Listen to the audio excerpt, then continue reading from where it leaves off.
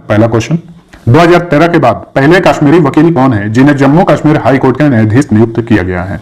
2013 के बाद यानी पिछले 7 वर्षों में पहले कश्मीरी वकील बन गए हैं जावेद इकबाल वानी, जिन्हें हाल ही में जम्मू कश्मीर हाई कोर्ट में न्यायाधीश पद पर नियुक्त किया गया है। पिछली बार 2013 में न्यायाधीश बनने वाले आखिरी कश्मीरी वकील थे अली मोहम्मद मागरे। ठीक है, तो पिछले 7 सालों में पहली बार ऐसा हुआ है कि किसी कश्मीरी वकील को जम्मू कश्मीर हाई कोर्ट का न्यायाधीश बनाया गया है। इंपॉर्टेंट क्वेश्चन बनता है, ध्यान में रखिएगा। जावेद इकबाल वानी की नियुक्ति किसने की है? राष्ट्रपति रामनाथ कोविंद ने। जम्मू कश्मीर हाई कोर्ट लद्दाख का भी हाई कोर्ट है, ये दोनों केंद्र शासित प्रदेश हैं। जम्मू कश्मीर हाई कोर्ट की मुख्य न्यायाधीश हैं गीता मित्तल।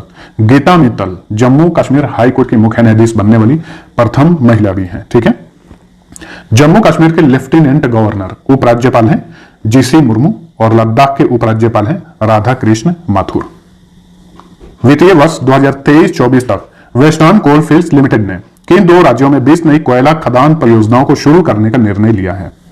महाराष्ट्र और मध्य प्रदेश में। ऑप्शन डी सही उत्तर है। 2023-24 तक वेस्टर्न कोल फील्ड्स लिमिटेड महाराष्ट्र और मध्य प्रदेश में 20 नई कोयला खदान परियोजनाओं को शुरू करेगा। महाराष्ट्र में 14 और मध्य प्रदेश में 6 ऐसी परियोजनाओं को शुरू किया जाएगा। आपको बता दें कि हाल ही में महाराष्ट्र और मध्य प्रदेश में वेस्टर्न कोल फील्ड्स लिमिटेड ने 3 नई खदान परियोजनाओं को शुरू किया है 849 करोड़ रुपए की लागत से। वेस्टर्न कोल फील्ड्स लिमिटेड जो है ये कोल इंडिया लिमिटेड की सहायक कंपनी है। ध्यान में रखिए 2019-20 में वेस्टर्न कोल फील्ड्स लिमिटेड ने 57.64 मिलियन टन कोयले का उत्पादन किया था। कोल इंडिया लिमिटेड का मुख्यालय कहां पर है? कोलकाता में है। चेयरमैन और मैनेजिंग डायरेक्टर हैं प्रमोद अग्रवाल। पहला अरब देश कौन है जिसने हाल ही में मंगल मिशन लॉन्च करने की घोषणा की है? तो पहला अरब देश बन गया है संयुक्त अरब अमीरात, जिसने मंगल मिशन लॉन्च करने की घोषणा की है। मंगल मिशन यानी अपने मानव रहित यान को भेजेगा मंगल ग्रह पर, लेकिन ये यान मंगल ग्रह पर नहीं उतरेगा। ध्यान में रखिए, ये यान मंगल ग्रह के वायुमंडल की ऊपरी और निचली परत की जांच करेगा और ऑक्सीजन और हाइड्रोजन के स्तर की भी जांच करेगा।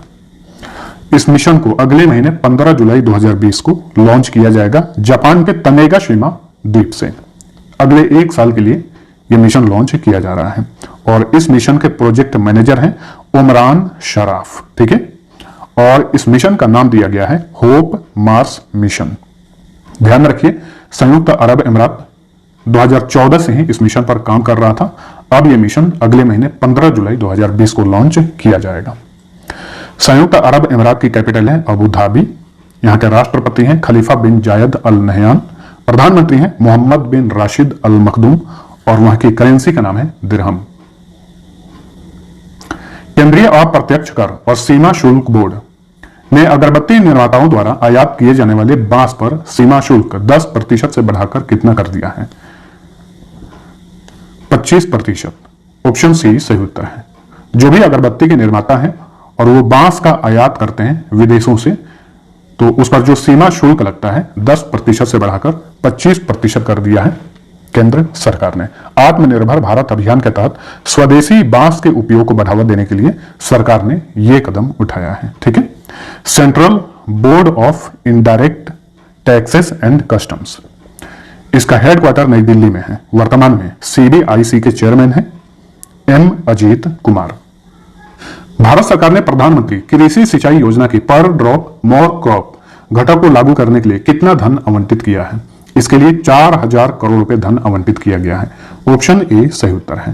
पर ड्रॉप मोर क्रॉप ये स्प्रिंकलर और ड्रिप सिंचाई के माध्यम से जल उपयोग दक्षता पर केंद्रित है। इसका उद्देश्य उर्वरक उपयोग, श्रम व्यय और लागत को कम करना है। ठीक है, तो 2020-21 में इस पर 4000 करोड़ रुपए खर्च किए जाएंगे। मर्सर की 2020 कॉस्ट ऑफ लिविंग सर्वे के अनुसार प्रवासियों के लिए भारत का सबसे महंगा शहर कौन सा है? तो मर्सर की कॉस्ट ऑफ लिविंग सर्वे 2020 के अनुसार प्रवासियों के लिए भारत का सबसे महंगा शहर है मुंबई। ऑप्शन बी सही उत्तर है। वहीं मुंबई विश्व स्तर पर 60वें स्थान पर है और एशिया में 19वें स्थान पर है और भारत में सबसे महंगा शहर है मुंबई। ठीक है, वहीं भारत में दूसरे स्थान पे है नई दिल्ली और नई दिल्ली विश्व स्तर पर 101वें स्थान पर है। भारत में तीसरा सबसे महंगा शहर है चेन्नई और विश्व स्तर पर चेन्नई 143वें स्थान पर है। ठीक है, अच्छा ये बताइए, इस सर्वे के अनुसार विश्व का सबसे महंगा शहर कौन सा है? विश्व का हांगकांग है। दूसरे स्थान पे है अशगाबाद जो कि तुर्कमेनिस्तान का एक शहर है। तीसरे स्थान पे है जापान की कैपिटल टोक्यो और चौथे स्थान पे है ज्यूरिख जो कि स्विट्जरलैंड का एक शहर है। इस सर्वे में 209 शहरों को शामिल किया गया था। हाल ही में लगभग 200 भारतीय निर्यातकों के साथ 4 दिवसीय भारत के पहले वर्चुअल हस्तशिल्प मेले का आयोजन किसने किया? इसका आयोजन किया निर्यात संवर्धन परिषद ने। ऑप्शन डी सही उत्तर है। तो हर वर्ष इस मेले का आयोजन किया जाता है, लेकिन इस बार वीडियो कॉन्फ्रेंसिंग के जरिए इसका आयोजन किया गया था, इसलिए यह भारत का पहला वर्चुअल हस्तशिल्प मेले का आयोजन था। हस्तशिल्प यानी हाथ से बने हुए उत्पादों को इस मेले में प्रदर्शित किया जाता है। इस बार वीडियो कॉन्फ्रेंसिंग के जरिए स्टॉल लगाया गया था, यानी वीडियो के जरिए ही लोगों ने जो भी उत्पाद है उसको पसंद किए और ऑर्डर दिए। प्रत्येक वर्ष जो मेले का आयोजन किया जाता है तो उसमें फिजिकल स्टॉल लगाए जाते हैं और एक स्टॉल पर खर्च आता है 1.5 से 2 लाख रुपया, लेकिन जो वर्चुअल स्टॉल लगाए गए थे इस पर मात्र पर स्टॉल 10,000 रुपये ही खर्च हुआ है। निर्यात संवर्धन परिषद जो है यह कपड़ा मंत्रालय के अधीन कार्य करता है। वर्तमान में कपड़ा मंत्री हैं स्मृति ईरानी। निर्यात संवर्धन परिषद का मुख्यालय नई दिल्ली में है। यह मेला जो आयोजित किया गया था ये यूरोप और अमेरिका जैसे बाजारों पर केंद्रित था। अगला क्वेश्चन है, रेमन मैग्सेसे पुरस्कार 2020 को कोविड-19 महामारी के कारण रद्द कर दिया गया है। यह कौन सा मौका है जब इस पुरस्कार को रद्द किया गया है? तो ये तीसरी बार है जब इस पुरस्कार को रद्द कर दिया गया है। 2020 में यह पुरस्कार किसी को भी नहीं दिया जाएगा। पिछले 6 दशक में यह तीसरी बार है जब इस पुरस्कार को रद्द किया गया है। पहली बार 1970 में वित्तीय संकट के कारण और दूसरी बार 1990 में फिलीपींस में बहुत भयानक भूकंप आया था, उसके कारण रद्द किया गया था। रेमन मैग्सेसे पुरस्कार जो है ये एशिया का सबसे बड़ा पुरस्कार है। इसे एशिया का नोबेल प्राइज भी कहा जाता है। फिलीपींस के तीसरे राष्ट्रपति थे रेमन मैग्सेसे, उन्हीं के नाम पर यह पुरस्कार दिया जाता है। पहला पुरस्कार 1958 में दिया गया था और पिछले वर्ष एक भारतीय को भी यह पुरस्कार मिला था, रवीश कुमार को, जो कि एनडीटीवी के पत्रकार हैं। उन्हें पत्रकारिता के क्षेत्र में उत्कृष्ट कार्य के लिए रेमन मैग्सेसे पुरस्कार दिया गया था। हाल ही में केंद्रीय मंत्री जितेंद्र सिंह ने वीडियो कॉन्फ्रेंसिंग के माध्यम से किस क्षेत्र के लिए केंद्रीय प्रशासनिक न्यायाधिकरण यानी सेंट्रल एडमिनिस्ट्रेटिव ट्रिब्यूनल की 18वीं पीठ का उद्घाटन किया गया है?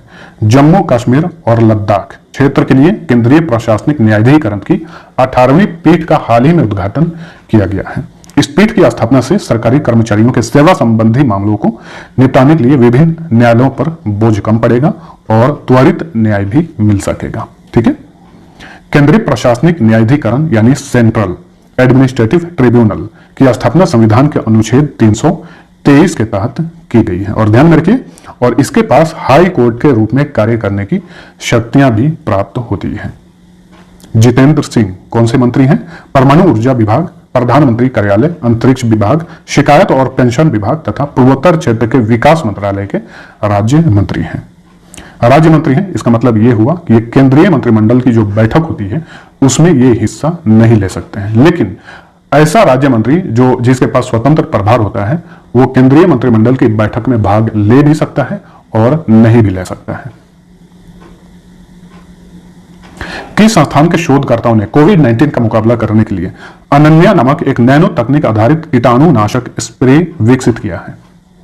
Defence institute of advance technology जो कि पुणे में स्थित है, यह संस्थान, इसी संस्थान के शोधकर्ताओं ने हाल ही में एक अनन्या नामक नैनो तकनीक आधारित कीटाणुनाशक स्प्रे विकसित किया है।